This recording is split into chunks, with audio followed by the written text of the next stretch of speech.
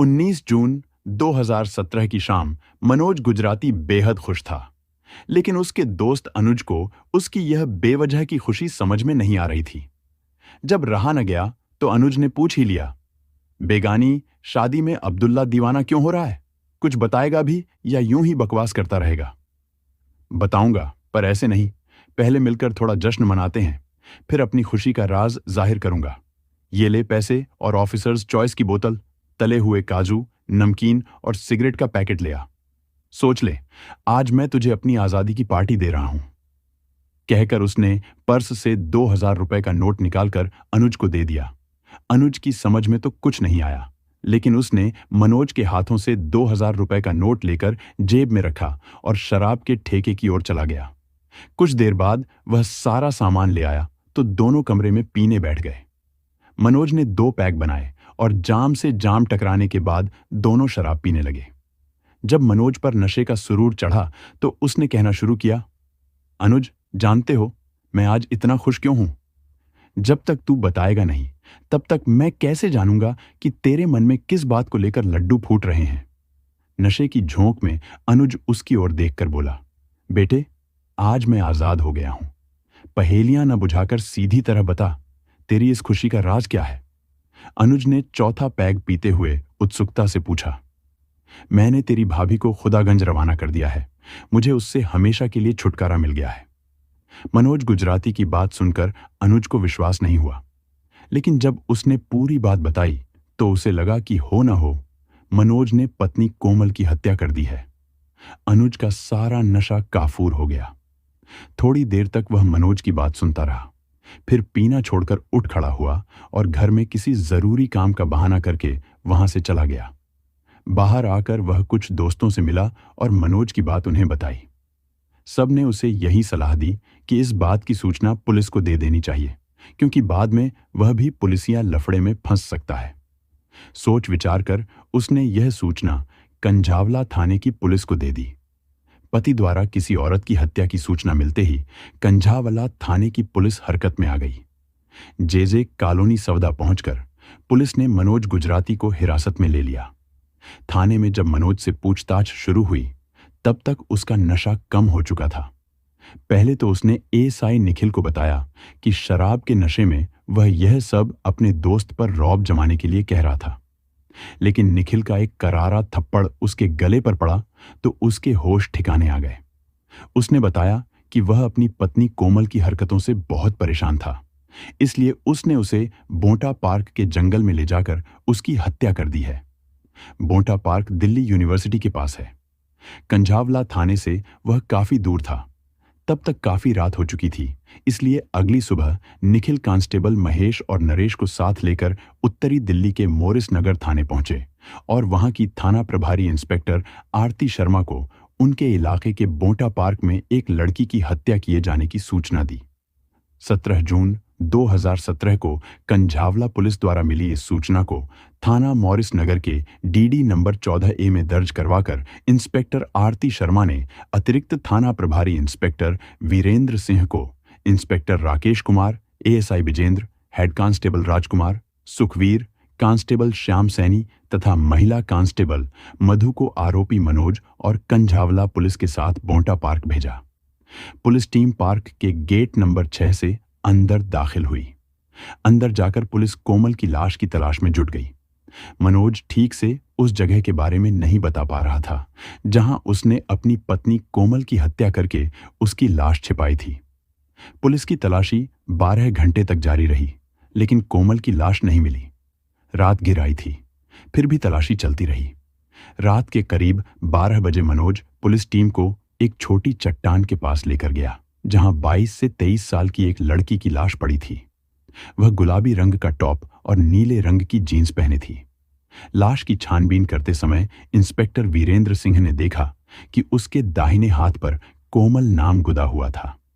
आरोपी मनोज ने लाश की ओर इशारा करके बताया कि यह उसकी पत्नी कोमल की लाश है, जिसे उसने कल शाम को धोखे से यहां लाकर उसकी हत्या कर दी थी। लाश की फोटोग्राफी कराने के बाद उसे पोस्टमार्टम के लिए सब्जी मंडी मोर्चरी भेज दिया गया। साथ ही कोमल के घर वालों को फोन करके उसकी लाश की शिनाख्त के लिए सब्जी मंडी मोर्चरी बुला लिया गया। 17 जून को कोमल की बड़ी बहन गौरी सब्जी मंडी पहुंची, जहां लाश देखने के बाद उसने उसकी पहचान अपनी छोटी बहन और मनोज गुजराती की पत्नी कोमल के रूप में कर दी। कोमल की लाश की शिनाख्त होने के बाद गौरी की तहरीर पर उसी दिन कोमल की हत्या का मामला उसके पति मनोज गुजराती के खिलाफ भादमवी की धारा 302 के तहत दर्ज कर लिया गया। इस मामले की विवेचना इंस्पेक्टर वीरेंद्र सिंह को सौंपी गई। गौरी के बयान तथा मनोज गुजराती के बयानों के बाद 2 साल की लव मैरिज का जो दर्दनाक वाकया सामने आया वह इस प्रकार था। कोमल के पिता चमन लाल का परिवार नांगलोई के चंचल पार्क में रहता था। उनके परिवार में पत्नी कमलेश के अलावा 4 बेटियां तथा 2 बेटे थे। इनमें कोमल 5वें नंबर की थी। घर के लोग उसे प्यार से कमली कहकर पुकारते थे। कोमल के बड़े भाई गंगाराम की शादी 8 साल पहले दिव्या से हुई थी। मनोज गुजराती दिव्या का चचेरा भाई था। मनोज का परिवार कंझावला इलाके के सावदा गांव में रहता था। उसके परिवार में उसके अलावा इसके पिता राजू गुजराती, मां कमलेश तथा एक बहन परवीन थी। घर के बाहरी कमरे में मनोज की परचून की दुकान थी। दुकान अच्छी खासी चलती थी, जिसकी वजह से मनोज की जेब हमेशा भरी होती थी। वह शौकीन मिजाज युवक था और हमेशा बंठन कर रहता था। चूंकि दोनों के परिवार आपस में रिश्तेदार थे, इसलिए समय समय पर उनका एक दूसरे के यहां आना जाना लगा रहता था। 2 साल पहले एक दिन मनोज अपने दोस्तों के साथ मस्ती करने गुरुग्राम के सहारा मॉल पहुंचा। वहां उसकी नजर एक लड़की पर पड़ी जो शक्ल सूरत से जानी पहचानी लग रही थी। वह कोमल थी। मॉडर्न कपड़ों, गहरे मेकअप और फ्लड लाइट की रंग बिरंगी रोशनी में कोमल बहुत ही सुंदर लग रही थी। दरअसल कोमल वहां एक पब में नौकरी करती थी। मनोज ने किसी बहाने से कोमल को अपने पास बुलाया तो दोनों ने एक दूसरे को पहचान लिया।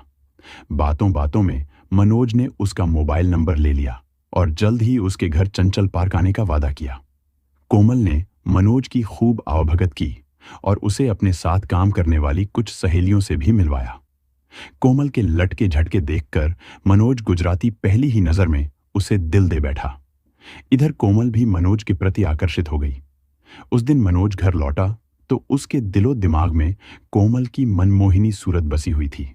वह जल्दी से जल्दी उसे अपनी बना लेना चाहता था। उस दिन के बाद दोनों एक दूसरे को फोन करके अपने दिल की बातें शेयर करने लगे। कोमल मनोज को हमेशा मॉल में आने वाले हाईफाई लोगों के बारे में तरह तरह के किस्से सुनाती, जो मनोज को बहुत अच्छे लगते।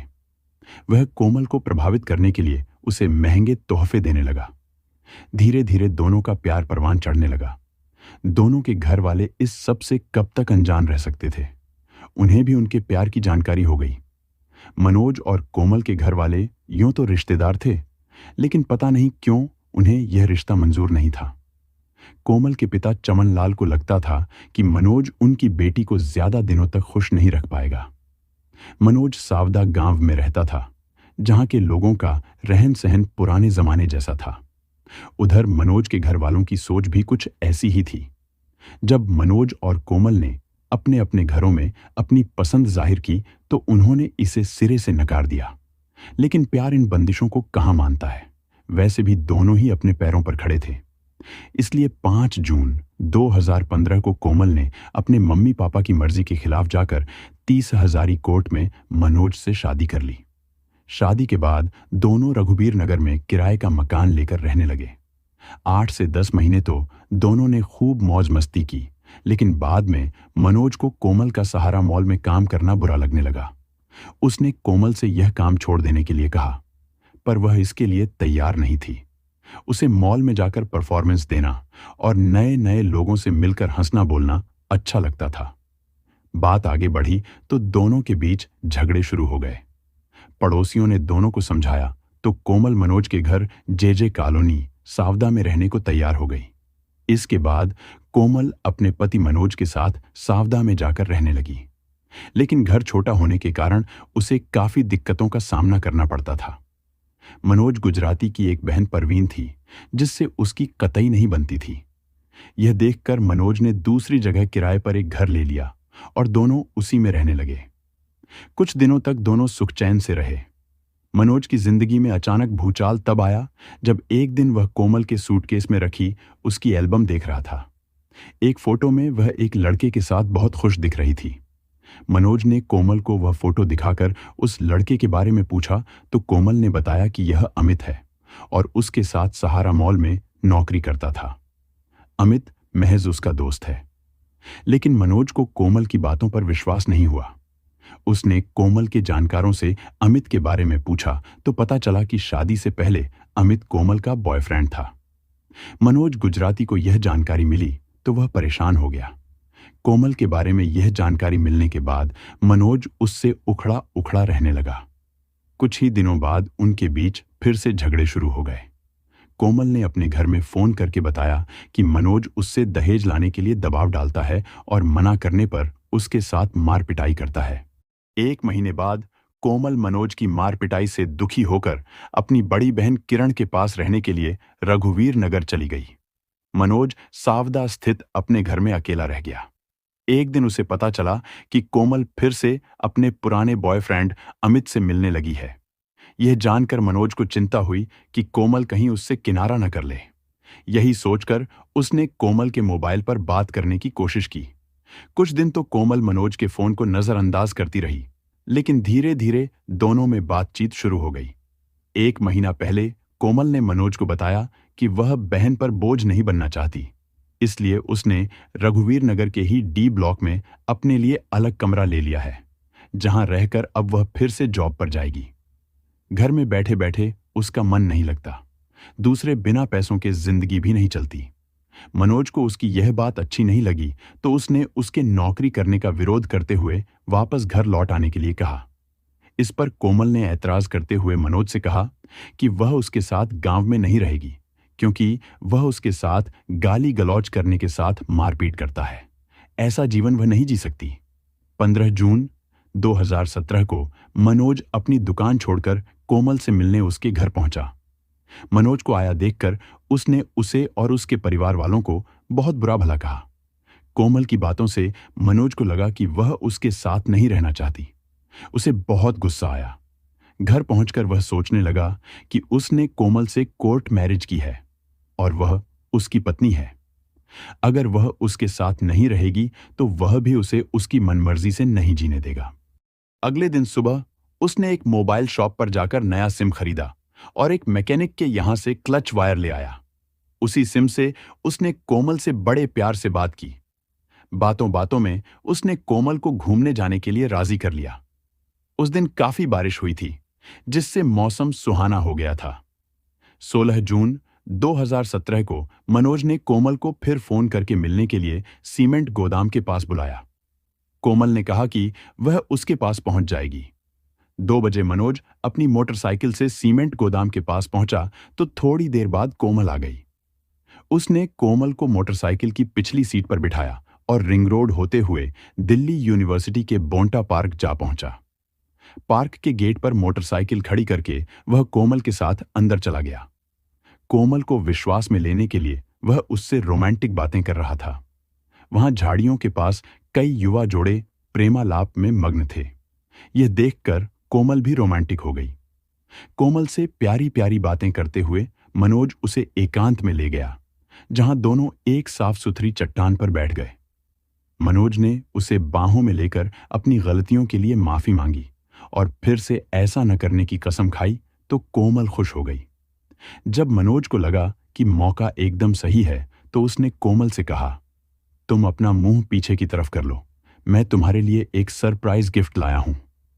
कोमल ने खुश होकर मुंह पीछे की ओर कर लिया। उचित मौका देखकर मनोज ने जेब में रखा क्लच वायर निकाला और कोमल की गर्दन पर लपेट कर कस दिया। कोमल ने मनोज को वायर ढीला करने के लिए कहा, साथ ही बचने के लिए बहुत हाथ पैर मारे, जिसकी वजह से मनोज के हाथों में खरोंचे भी आ गईं। लेकिन उसने वायर को ढीला नहीं किया। कुछ ही पलों में कोमल ने आखिरी हिचकी ली और उसकी गर्दन एक ओर लुढ़क गई। कोमल की लाश को परे धकेलकर वह पार्क से बाहर आ गया और अपनी मोटरसाइकिल पर सवार होकर घर लौट आया। इसके बाद उसने अपनी जीत का जश्न मनाने के लिए अपने दोस्त अनुज के साथ शराब की पार्टी की, जहां कोमल की हत्या का राज उस पर जाहिर कर दिया।